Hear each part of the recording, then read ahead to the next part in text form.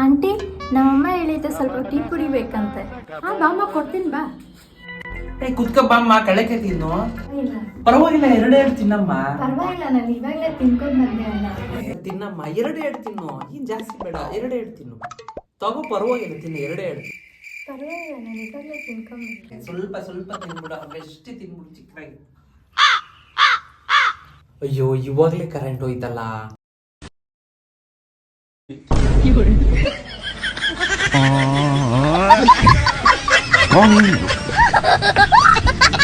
कहाँ से आते हैं? Hello baby. Hi baby.